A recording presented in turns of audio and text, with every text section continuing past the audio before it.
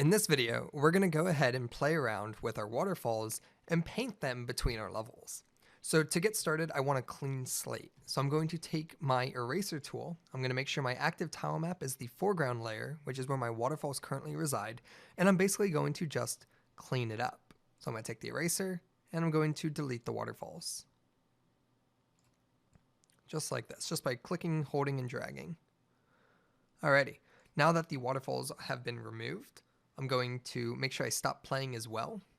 Make sure you're not in editor mode when you do that, or make sure you're not in play mode. So let me go ahead and re-erase these.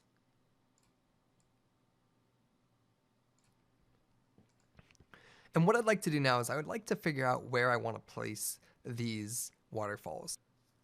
One cool idea I had was, what if we were to take the waterfalls and we were to place them up here? So say we were to create a waterfall from here, going all the way down, and basically it would disguise that there's a jump here. And what we can do is we can basically take the transparency level of this, bring it down so that our player is going to basically jump behind the waterfall to make it. And we'll notify them that if they miss, they're going to die because they have the spikes here.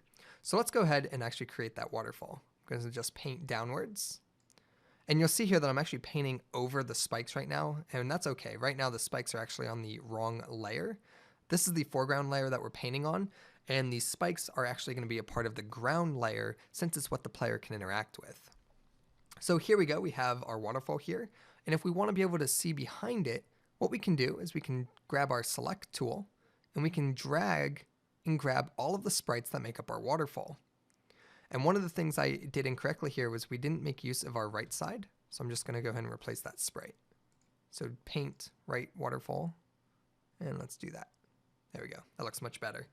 So I'm going to grab my select tool. I'm going to grab all of the waterfalls.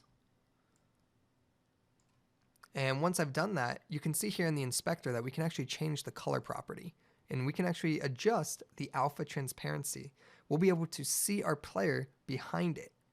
And one of the things we can do with that is we can basically have that transparent, and we'll have some spikes on our ground layer sticking through. So you know that if you miss this jump, you're going to fall right to the spikes. So this puts the waterfall in front basically. So one of the things now we can do is we can go ahead and grab our foreground items, and we want to draw these sprites. Now if I draw them here, I'm basically going to overwrite where my waterfall is, and we don't want to do that. Instead, what I would like to do is I need to get on the ground layer. So my active tile map is going to be the ground tile map. And now I can simply place these spikes and you can see them through the waterfall. And if we wanted, we can even create transparency for these spikes individually. So these tiles specifically, we can lower the transparency so we can make the spikes more prominent. So to do that, we want to make sure we are on the foreground items because that's where our waterfall is. Let's select these few sprites here, and let's just adjust their transparency level.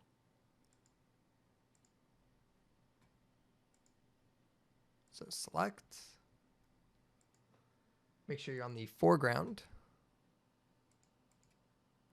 and we'll grab these, and let's increase their transparency. So you can see here, we can control individual tile transparencies. So we can go ahead and make that however we like. So that way you can actually see the spikes down below.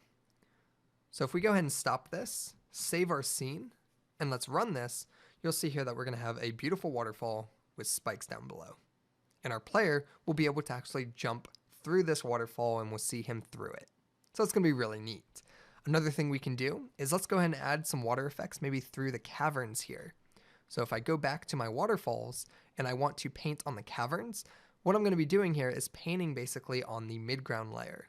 So let's go to our midground and let's go ahead and take a waterfall tile, and you can see here where I can paint. So I can go behind our ground layer, but I'm in front of our far caverns. So one of the things that I can do is we can basically go ahead and paint down. Now if I wanted to paint behind the midground so that the waterfall is coming through the cavern, I would have to go into the far ground layer. So once we're on the foreground layer, we can focus in on our tile map here. And basically I can now paint, to focus in on just those tiles, I can now paint a waterfall straight down. Another thing that might be cool is to add sort of a transparent layer and do a waterfall like this, just having a little bit of water show. So let's go ahead and take this middle waterfall here, and let's just have it come straight down. So we're going to paint straight down, and there we go. Another cool thing we can do is on this side, we can go into our midground layer, and let's go to this side, and we can just simply have a little bit of paint going. So just like normal water.